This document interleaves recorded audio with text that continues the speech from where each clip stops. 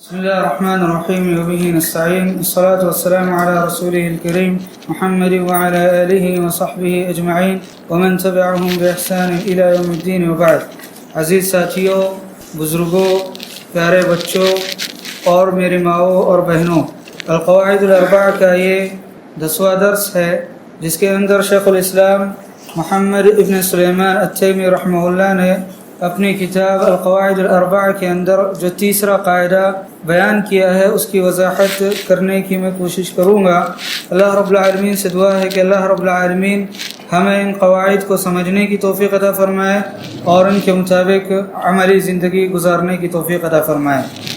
قبل اس کے کہ اس قاعدے کی شروعات کی جائے، پچھلے 2 قاعدے جو اس کتاب کے اندر ذکر کیے گئے اس کا خلاصہ میں آپ لوگوں کے سامنے ذکر کرتا چلوں. شیخ الاسلام محمد ابن سلیمان التیمی رحمہ اللہ نے اپنی کتاب میں تمہید کے بعد جو پہلا قاعدہ ذکر کیا ہے وہ قاعدہ یہ ہے کہ اللہ رب العالمین کی عبادت کا دعویٰ کرنے والے کفار مکہ توحید ربوبیت کا اقرار کیا کرتے تھے اور من جملہ توحید ربوبیت کو مانا کرتے تھے، لیکن ان کے اندر جو گڑبڑی تھی اور شرک تھا وہ توحید الوہیت کے اندر تھا، یعنی اللہ رب العالمین کی بھی وہ عبادت کرتے تھے اور اپنے معبودان باطلہ جو انہوں نے بنا رکھے تھے ان کی بھی وہ پرستش اور عبادت اور پوجا کیا کرتے تھے. دوسرا قاعدہ جو شیخ الاسلام محمد ابن سلیمان التیمی رحمہ اللہ نے ذکر کیا ہے اس کا خلاصہ یہ ہے کہ کفار مکہ بھی وہی کہا کرتے تھے جو آج کل کے قبروں کے پجاری کہتے ہیں کہ ہم ان بزرگوں سے دعا نہیں مانگتے، ہم ان بزرگوں سے نہیں مانگتے ہیں، ہم ان اللہ کے ولیوں سے نہیں مانگتے ہیں، ہم ان مورتیوں سے نہیں مانگتے ہیں، بلکہ ہم مانگتے تو اللہ رب العالمین سے ہے لیکن ان کا وسیلہ لگاتے ہیں اور ان کو سفارشی بناتے ہیں. وسیلے کی کیا حقیقت ہے، وسیلے کی کتنی قسمیں ہیں، وسیلہ کون سا شرعاً درست ہے، کون سا شرعاً درست نہیں ہے، اس کے علاوہ شفاعت کی کیا قسمیں ہیں، شفاعت کی کیا دلیل ہے، شفاعت کے کیا شروط ہے، یہ ساری چیزیں پچھلے دروس کے اندر گزر چکی جس کو دوسرے قاعدے کے تحت ذکر کیا گیا اور بیان کیا گیا.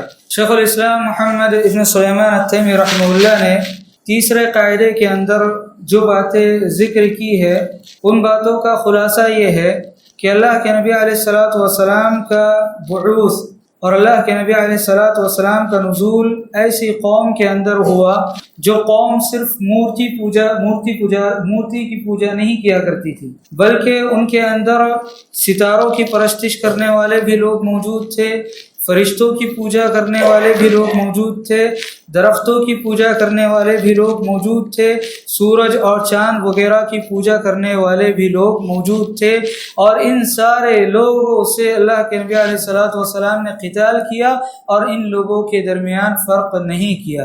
دیکھیے آج بہت سارے مسلمان یہ سمجھتے ہیں کہ شرک صرف وہ ہے جو ہندو کرتے ہیں، شرک صرف مورتی پوجا میں ہے، باقی اگر آپ قبر پر بیٹھتے ہو اور بزرگوں سے کچھ مانگتے ہو تو یہ شرک نہیں ہے. میرے بھائیو، اللہ کے نبی علیہ السلام کے زمانے میں بھی یہ شرک موجود تھا.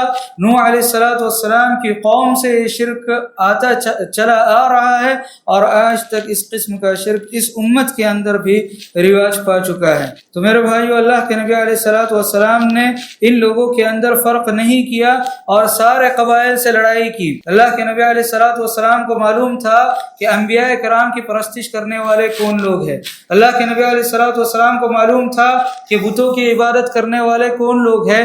اللہ کے نبی علیہ السلام نے ان سارے قبائل سے جنگیں لڑی اور یہ نہیں کہا کہ فلاں قبیلہ چونکہ ستاروں کی پوجا کرتا ہے اس لیے ان سے لڑائی نہیں کی جائے گی، فلاں قبیلہ چونکہ فلاں درخت کی پوجا کرتا ہے طائف کے اندر جو موجود ہے اس لیے ان سے لڑائی نہیں کی جائے گی، بلکہ اللہ کے نبی علیہ السلام نے ان تمام کے سلسلے میں ایک ہی حکم رکھا اور یہ کہ وہ تمام کے تمام کافر ہے، دین اسلام سے خارج ہے. اور پھر جب انہوں نے لڑائی کی تو اللہ کے نبی علیہ السلام نے بھی ان سے جنگیں لڑی اور ان سے لڑائیاں لڑی. یہ باتیں شیخ الاسلام نے اس قاعدے کے تحت ذکر کی ہے. شیخ الاسلام فرماتے ہیں کہ القاعدۃ الثالثہ، تیسرا قاعدہ یہ ہے کہ ان النبی صلی اللہ علیہ وسلم ظاہر فی اناس متفرقین فی عباداتہم، کہ اللہ کے نبی علیہ الصلوۃ والسلام کا ظہور ایسے لوگوں میں ہوا جو اپنے عبادتوں کے اندر متفرق تھے، یعنی بعض لوگ ملائکہ کی فرشتوں کی پوجا کرتے تھے، بعض لوگ انبیاء کی پوجا کرتے تھے،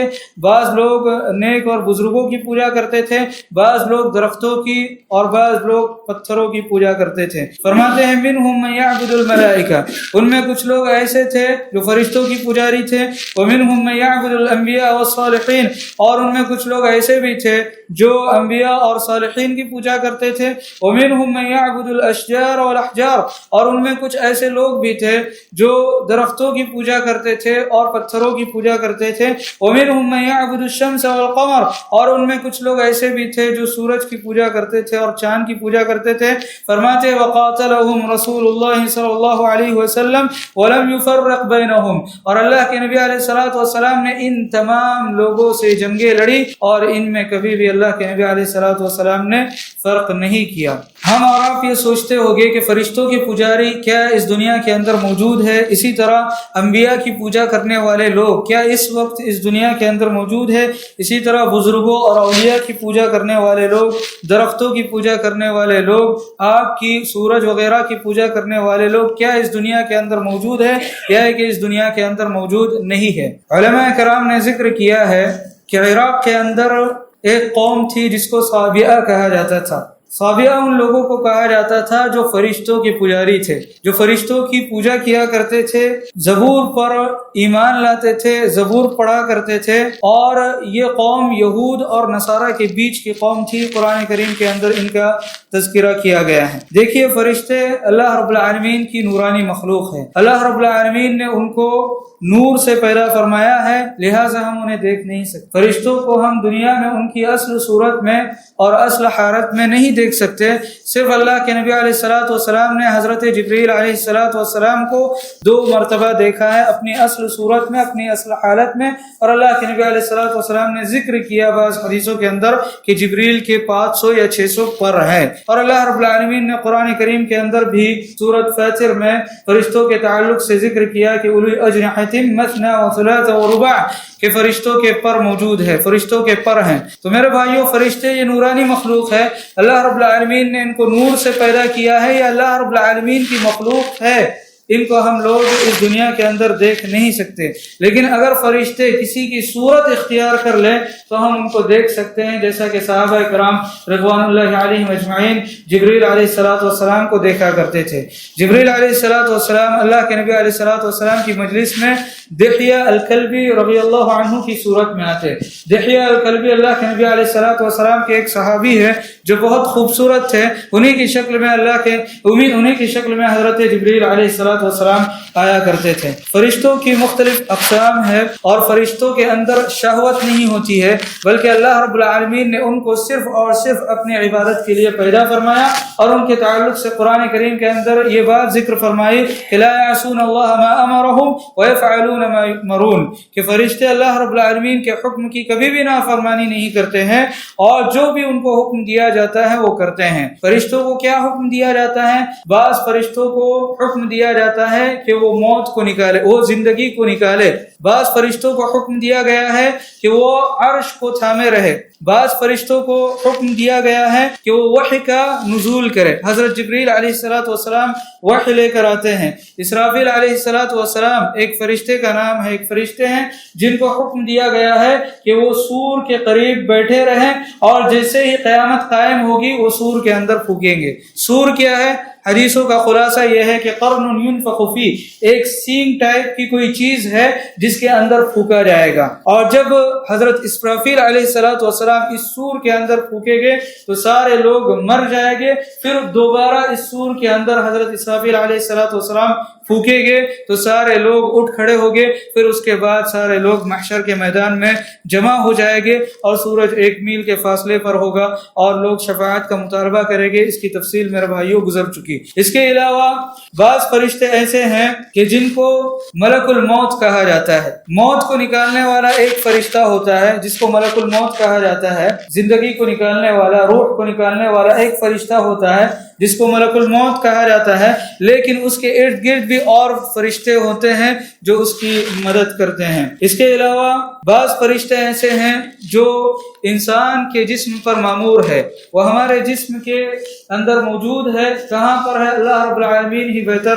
جانتا ہے۔ بعض لوگ یہ سمجھتے ہیں کہ ایک فرشتہ دائیں جانب ہے، دوسرا فرشتہ بائیں جانب ہے، اس کی کوئی صراحت حدیثوں میں نہیں ملتی۔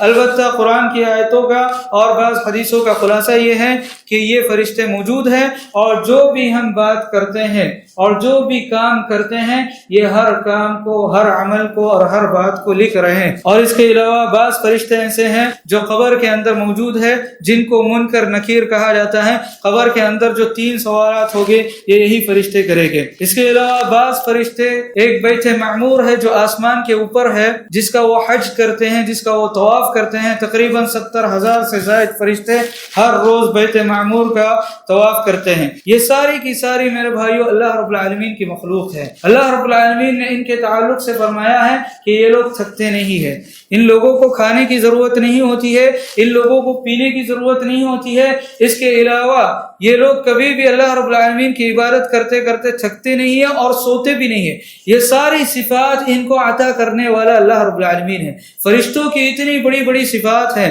فرشتوں کا اتنا بڑا مقام ہے، کیا اس مقام کی وجہ سے ان کی عبادت کی جا سکتی ہے؟ کیا اس مقام کی وجہ سے، اس عظمت کی وجہ سے ان کی عبادت کی جا سکتی ہے، ان کی پوجا کی جا سکتی ہے؟ میرے بھائیو، عبادت کا حقدار اور پوجا کا حقدار صرف اور صرف اللہ رب العالمین ہے، اس لیے کہ یہ فرشتے جو اتنے زیادہ عظیم ہے، جو اتنے زیادہ مکانت و مرتبت کے لحاظ سے بلند ہے، ان کو بھی پیدا کرنے والا ایک ذات ہے، ایک شخصیت ہے، اور وہ اللہ رب العالمین کی ذات ہے، اللہ رب العالمین کی شخصیت ہے، جو عرش کے اوپر مستوی ہے، عرش کے اوپر موجود ہے، اور جو ساری کائنات کو چلا رہا ہے۔ وہ بھی ان فرشتوں کو حکم دیتا ہے، تب یہ فرشتے اس کے حکم کی پامالی نہیں کرتے بلکہ اس کے حکم کو بجا لاتے ہیں۔ فرشتوں کے تعلق سے کچھ باتیں تھی جو آج کے اس درس میں کہنا چاہتا تھا۔ خلاصہ کلام یہ ہے کہ فرشتے اللہ رب العالمین کی مخلوق ہے۔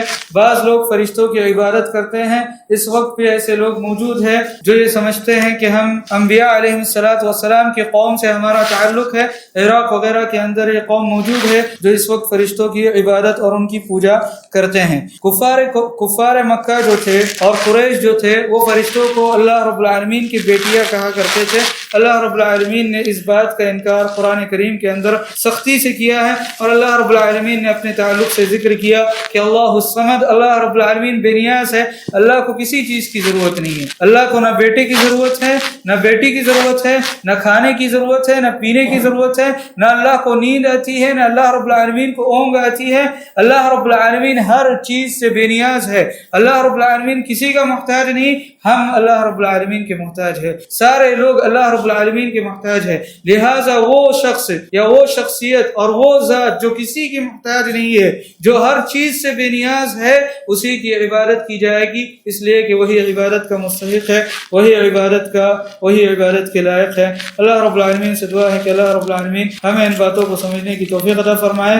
آمین۔ وصلی اللہ تعالی علی نبینا محمد وعلی آلہ وصحبہ وسلم۔